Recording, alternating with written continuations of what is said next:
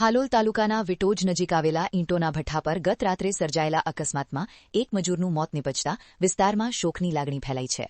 મળતી માહિતી મુજબ ઈંટોની હેરફેર દરમિયાન ટ્રેક્ટર પરથી પટકાતા મજૂર ટ્રોલીના પૈડા નીચે આવી ગયો હતો. પ્રાપ્ત વિગતો અનુસાર વિટોજ નજીક આવેલા એએસ બ્રિક્સ નામના ઈંટ ભઠ્ઠા પર ટ્રેક્ટર ચલાવતા ભગવનપુરા ગામના હિતેશભાઈ અર્જુનભાઈ નાયક પોતાના ભાઈ ગોપાલ નાયકને સાથે લઈને ઈંટો ભરવા જઈ રહ્યા હતા. આ દરમિયાન ગોપાલ નાયક ચાલુ ટ્રેક્ટર પરથી નીચે પટકાયો હતો. ડ્રાઈવરે સમયસર ટ્રેક્ટર ન રોક્યું હોવાથી ગોપાલ નાયક ઉપર ટ્રોલીનું પૈડું ફરી વળ્યું અને ઘટના સ્થળે જ તેનું કરુણ મોત નીપજ્યું હતું. બનાવ અંગે મૃતક ગોપાલ નાયકની પત્ની કિંજલ નાયકે હાલોલ રૂરલ પોલીસ સ્ટેશનમાં ટ્રેક્ટર ડ્રાઈવર વિરુદ્ધ ફરિયાદ નોંધાવી છે.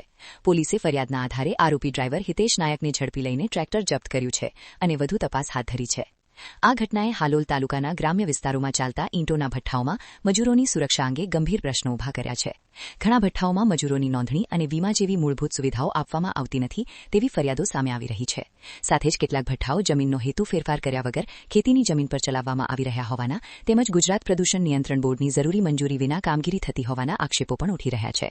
સ્થાનિક મામલતદાર, પ્રાંત અધિકારી સહિતના જવાબદાર તંત્ર દ્વારા આવા ગેરકાયદેસર પ્રવૃત્તિઓ સામે કડક કાર્યવાહી ન થતી હોવાના કારણે શ્રમિક શોષણ અને સલામતી મુદ્દે લોકોમાં રોષ જોવા મળી રહ્યો છે. આ દુર્ઘટના તંત્ર માટે ચેતવણીરૂપ બની છે અને ભવિષ્યમાં આવી ઘટનાઓ અટકાવવા માટે કડક પગલાં લેવાની માંગ ઉઠી રહી છે.